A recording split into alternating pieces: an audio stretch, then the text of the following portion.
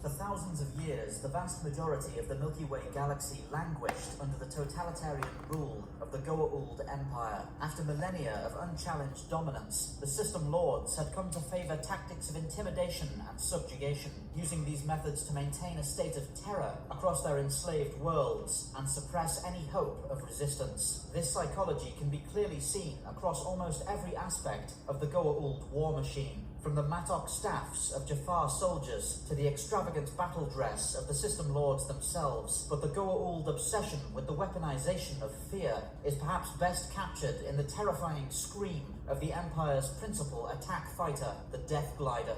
At a length of 8.5 meters and a wingspan of 13.9 meters, the Death Glider is built around a simple but identifiable crescent shape, featuring retractable wings that allow the fighter to take up a smaller amount of mooring space aboard Goa'uld warships. A standard Death Glider offers 2 flight seats, equipped with neural interface systems, and while the fighters are frequently crewed by a single individual alone, the addition of a co-pilot allows the weapon systems to be controlled from the aft station, freeing the pilot to focus solely on combat maneuvering.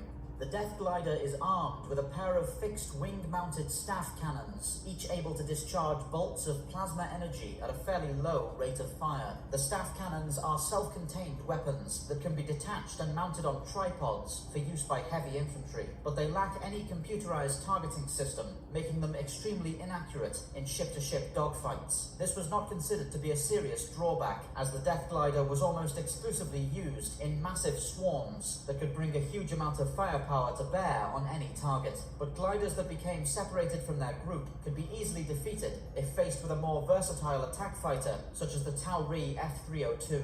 The Death Glider is fully capable of atmospheric flight and is used very regularly in a ground attack role. The ship makes use of inertial propulsion systems to generate thrust both in space and atmosphere, and these systems allow the fighter to maintain a hover when engaging ground targets. The glider's performance suffers slightly in atmosphere compared to space, but the fighter can still reach an impressive airspeed of Mach 3.5 and maintain a competitive turn rate when engaged in aerial combat. Death Gliders are also equipped with an external loudspeaker used by Jafar pilots to threaten their victims or simply to terrorize the population of enslaved villages and discourage revolt.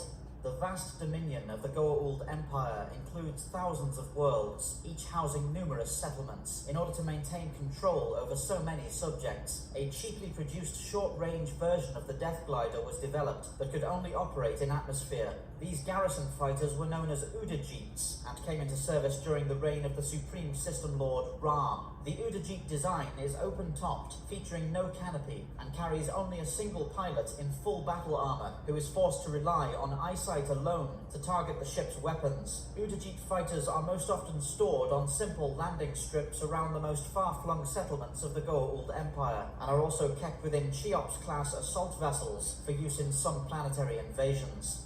After serving the Goa'uld Empire for thousands of years, the Death Glider has become an iconic symbol of the power wielded by the System Lords, striking fear into their subjects across the breadth of the Milky Way galaxy. Even after the fall of the Empire, the glider continued to see use in the hands of the Tok-Ra, the Lucian Alliance, and the newly formed Free Jafar Nation, as well as serving as an important research asset in the early development of the Tauri space fleet. Thank you for watching Space Doc. Please remember to like, subscribe and share for more science fiction spacecraft summaries. If you enjoy the channel, why not consider pledging your support on Patreon? For just $1 a month, you'll be able to access the Space Doc schedule to see what's coming up.